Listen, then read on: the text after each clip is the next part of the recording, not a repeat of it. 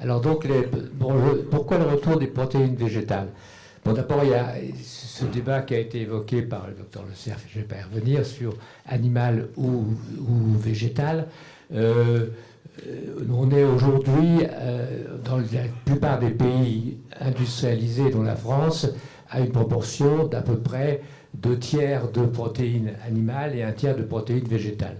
Proportion qui s'est inversée à peu près en un siècle ou un siècle et demi dans la plupart des alimentations traditionnelles, y compris la française jusqu'au 19e siècle en tout cas, c'était le contraire, à peu près 2/3 à 3/4 végétal et un complément animal. La chose aussi qu'il faut noter, c'est qu'on consomme beaucoup plus de protéines que nos besoins. Ça a été dit, on a des besoins de... Bon, je ne parle pas des personnes âgées, hein, mais en moyenne, pour un adulte, 50 à 60 grammes par jour, et on en consomme à peu près en France actuellement un peu plus de 90 grammes. Alors la base végétale, c'est quoi?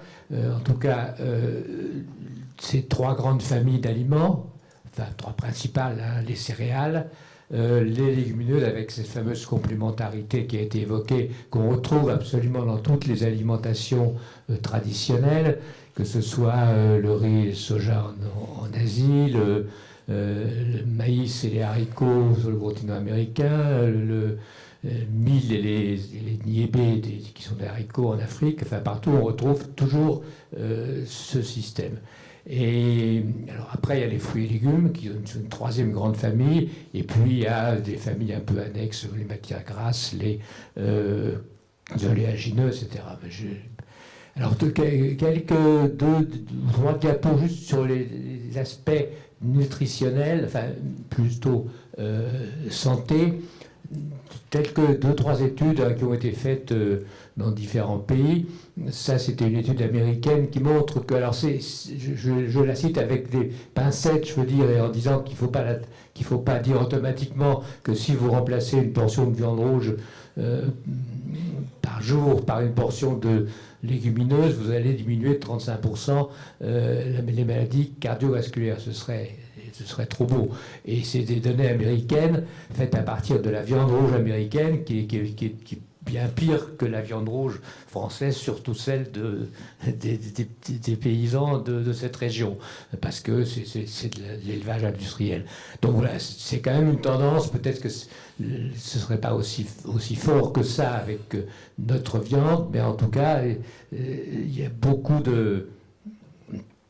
Alors, oui, là c'est donc les légumes secs, mais également les fruits secs, donc protéines végétales en général, hein, pas seulement légumineuses. Alors maintenant, je vais plutôt parler essentiellement des légumineuses, qui est quand même la principale source de protéines végétales, même si c'est de loin pas la seule. Donc, je ne rentre pas dans la botanique, mais les légumineuses fourragères, hein, le luzerne, le trèfle, etc. Et puis celles qui nous intéressent ici pour l'alimentation humaine, c'est-à-dire les légumes secs et le soja. Ça a été longtemps chez nous uniquement les légumes secs. Le soja est arrivé beaucoup plus récemment dans les habitudes alimentaires. Alors pourquoi ces légumineuses sont des aliments exceptionnels? Ça a déjà été dit.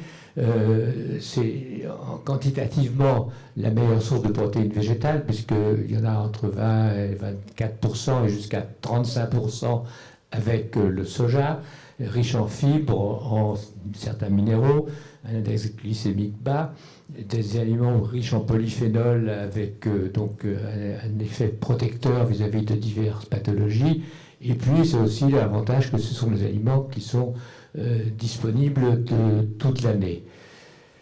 Voilà, tenant en protéines, je passe rapidement. Le soja est vraiment le champion, 35%. Les légumes secs entre 19 et 24. Après, on passe à différents produits à partir de soja. Le tofu, on en a parlé, le tempeh, j'en dirai 2 mots tout à l'heure. C'est moins connu. Il ne faut pas oublier les céréales, hein, 10 à 12% disons pour les céréales principalement consommées chez nous, 11 à 12%, donc c'est loin d'être négligeable comme apport protéique. quelques données scientifiques, je ne les détaille pas ici. S'il y en a qui veulent approfondir ça, mon PowerPoint est à disposition, je peux les envoyer ou les donner à ceux que ça intéresse. Je commenterai juste la première ligne, qui est une étude qui est intéressante parce qu'elle a été faite en Europe, sur plusieurs pays, et ils ont étudié, ils ont recherché quel groupe d'aliments dont la consommation augmentait la longévité de personnes de plus de 70 ans.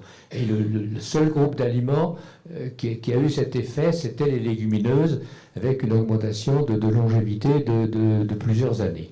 Alors, est-ce que c'est dû? Alors, c'est toujours, il faut toujours prendre ça un peu avec des pincettes, parce que c'est peut-être pas dû seulement aux légumineuses, c'est peut-être dû au fait aussi que, consommant des légumineuses, les gens mangeaient moins de viande rouge, par exemple. Donc, ben, c'est pas l'effet strictement légumineuse, c'est l'effet autre habitude alimentaire. Bon, je passe sur les autres études, mais qui montrent, il y en a eu des centaines, que quand on augmente la consommation de légumineuses, on diminue dans des proportions variables le risque de maladies cardiovasculaires et de certains cancers, notamment le cancer du sein, excusez-moi, il y a une faute d'orthographe, je ne l'ai pas vu, et surtout le colorectal.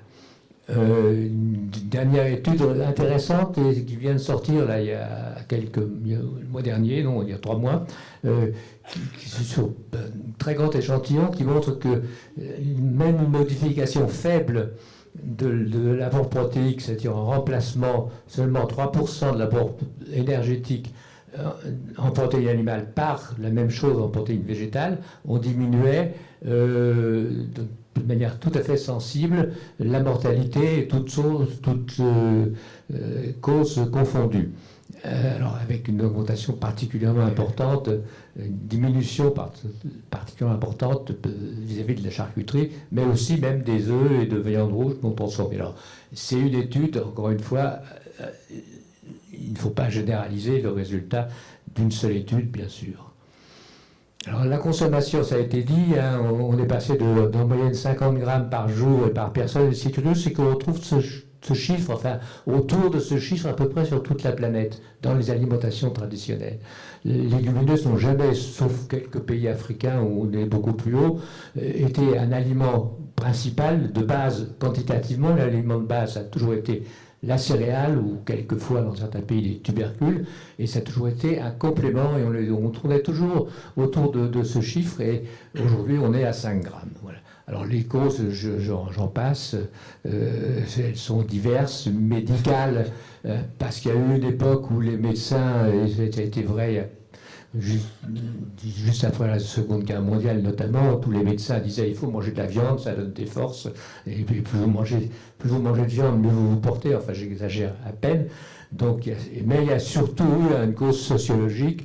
La viande, c'était l'aliment des jours de fête, des dimanches, des gens aisés, du jour où les revenus ont augmenté et l'industrialisation de l'élevage a fait baisser relativement le prix de la viande. Eh bien, les gens se sont dit, du moment que j'ai les moyens de manger de la viande tous les jours, voire à tous les repas, pourquoi je ne le ferai pas? Alors, un aspect qui est particulièrement intéressant en restauration scolaire, c'est que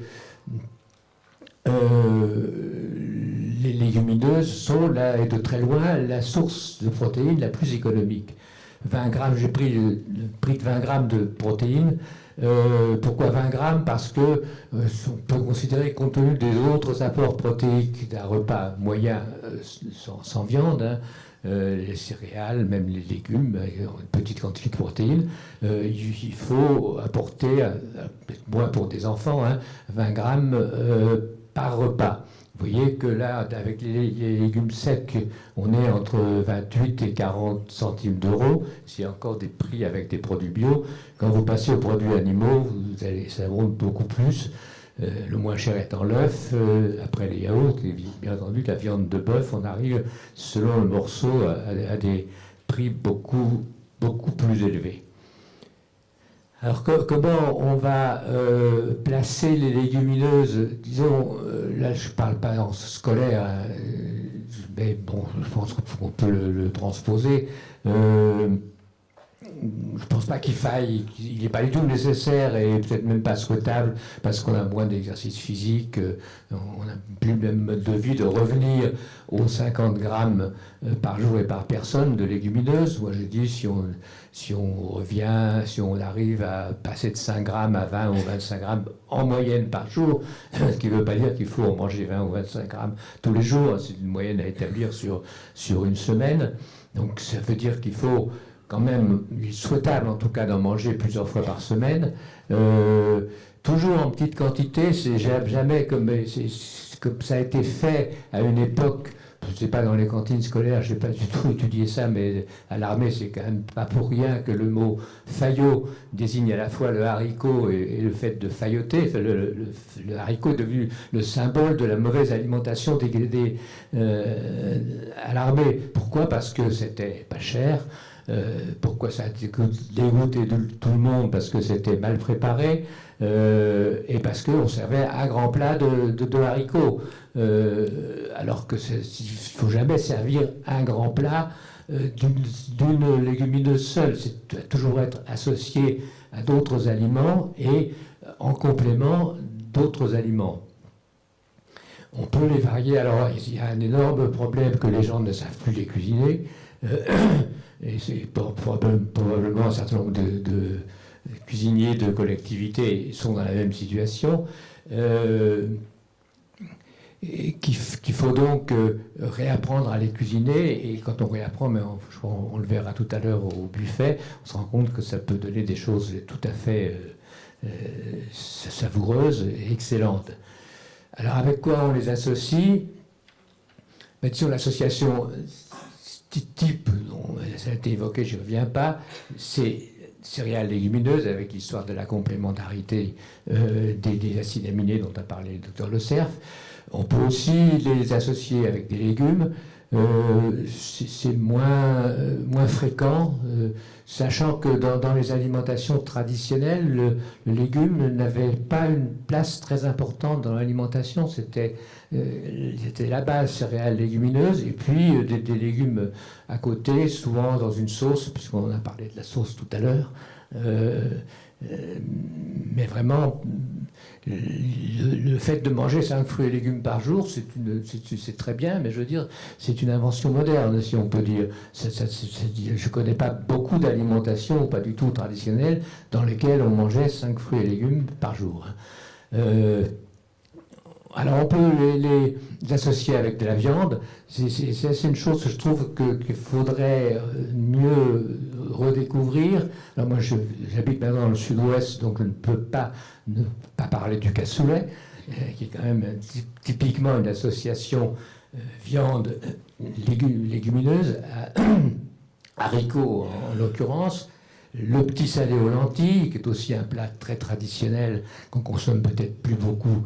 Mais ce qui est d'ailleurs intéressant, c'est que dans les livres de cuisine, on trouve ça toujours partout, et dans les livres de cuisine très anciens, ça s'appelait lentilles au petit salé.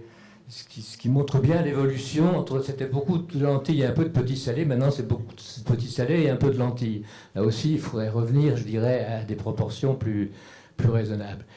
Et même, on peut faire des desserts avec du chocolat, c'est sans doute pas très traditionnel, mais par contre, ce qui est traditionnel, notamment au Japon, c'est de faire des desserts à base de haricots et d'une famille, d'un type de haricots qu'on commence à pas mal consommer maintenant, notamment dans les milieux bio, qui est l'azuki, qui est un petit haricot noir, et c'est la base de pas mal de desserts traditionnels. Notamment au Japon, ça commence à apparaître, enfin, si vous allez dans un restaurant japonais, vous pourrez découvrir ça. Donc c'est comme quoi on peut combiner avec absolument n'importe quoi. Deux légumineuses que tout le monde connaît, mais que je signale parce qu'elles ont presque disparu, et je trouve que c'est dommage. Le pois cassé, qui était la légumineuse de base Dans le Nord, on doit connaître ça, le pois cassé, c'est typiquement la légumineuse de l'Europe du Nord, avec lesquelles on fait de très bonnes purées, qu'on peut combiner avec d'autres choses, qui cuit vite, il n'y a pas besoin d'être trempé, donc, et qui est en plus la meilleure légumineuse, la meilleure marché de toutes. Une autre qui est plus... maintenant assez bien connue, qui là, enfin disons, dans les traditions alimentaires, vient plutôt de l'Inde, qui est la lentille corail ou la lentille rose, qui a l'avantage d'abord de faire assez joli dans un plat, ce qui n'est pas négligeable, de cuire vite, d'être savoureuse, de pouvoir être préparée de tas de manières. Donc voilà, je pense qu'il faut qu'elle a des potentialités culinaires très, très, très importante. Et je terminerai, oui, je vais même terminer plus vite que par peur de ne pas y arriver. Comment? Pas de panique. Alors, bon, quelques exemples. Alors, bien sûr, vous allez découvrir avec Jean Montagard des plats complètement différents, mais donc je ne voulais pas marcher sur ces plates-bandes, mais juste rappeler quelques plats traditionnels qui associe légumineuses, alors avec céréales. Ça, c'est intéressant parce que le couscous, c'est typiquement un plat complet, il y a tout. Il y a la céréale, le couscous, enfin la graine, il y a le pois chiche, il y a des légumes et il y a de la viande, traditionnellement. Sachant qu'on peut très bien faire un couscous végétarien. Mais là encore, si vous allez dans un restaurant marocain à Paris, vous aurez 2 ou 3 sortes de viande et en grande quantité. Si vous allez dans un restaurant marocain au Maroc pour marocain, vous aurez une énorme quantité de semoule et de légumes et de pois chiches, et puis un morceau d'agneau avec l'os, etc. Donc là aussi, il faudrait peut-être revoir les proportions actuellement. Bon, ça c'est beaucoup plus classique. La lentille est une des légumineuses, pas seulement la rose, hein, en général, les plus faciles à cuisiner et aussi les plus appétantes. Hein. En général, même les enfants, enfin, vous me direz peut-être le contraire, on mange plus facilement des lentilles que des haricots.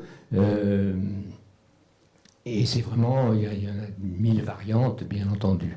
Bon, le cassoulet, j'en ai parlé, sachant qu'on peut aussi faire un cassoulet végétarien. J'aime pas trop les saucisses de soja, mais enfin, pour ceux qui veulent faire un cassoulet qui ressemble à un cassoulet sans viande, c'est possible aussi. Et c'est pas mauvais, hein, pas mauvais. Et puis, un autre plat typiquement italien, pasta e fagioli, pâte et haricots, où là, on associe dans le même plat la pâte et des haricots.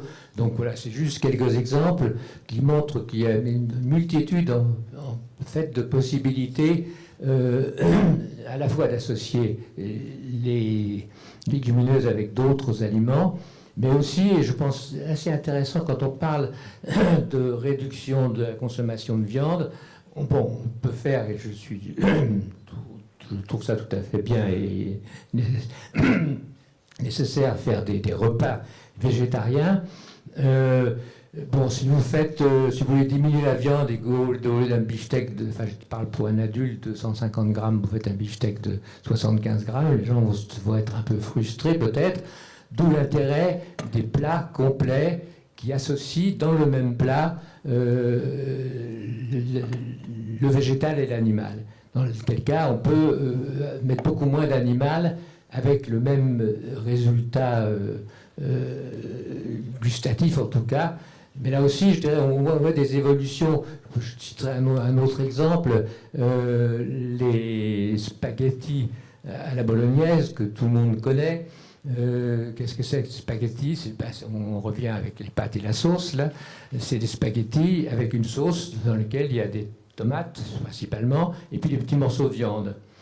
Et si vous regardez comment on faisait ça dans le temps, le principal c'était le spaghetti, et puis il y avait de la sauce, alors avec, je sais, par personne, on était à 100 grammes de spaghetti à peu près, et puis 30 ou 40 ou 50 grammes de viande. Si vous regardez dans toutes les recettes des bouquins de cuisine, des spaghettis à la bolognaise par personne, 100 grammes de spaghettis et 100 grammes de viande.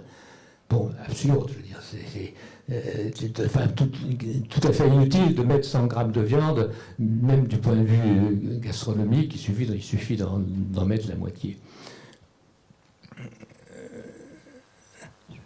Ça va, j'ai terminé. Je termine en vous remerciant de votre attention et avec une dernière photo qui est un plat à base de pois chiches. Alors le pois chiche, moi je suis plutôt devenu méridional, donc j'adore le pois chiche. On peut faire mille choses différentes avec des pois chiches. Là, c'est des galettes de pois chiches. Voilà, merci.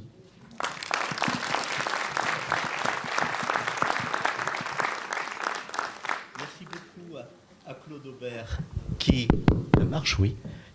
aurait pu discourir comme ça pendant toute une journée, sans souci, mais je retiens deux choses. De la même façon que tout à l'heure, on a parlé de diversité des comportements alimentaires par rapport à la diversité des convives, eh bien, pareil, en agronomie et dans l'assiette, on retrouve la même associativité, c'est-à-dire que ce qu'on va trouver en rapport céréales, légumineuses dans la nature, on va le retrouver dans l'assiette. Et puis, petite précision, quand on évoque menu alternatif, c'est des menus qui alternent des protéines végétales à des protéines animales. Et le menu semi-alternatif, c'est lorsque, comme l'a indiqué là récemment Claude Aubert, on diminue la part de protéines animales en la complétant d'une protéine végétale. Voilà.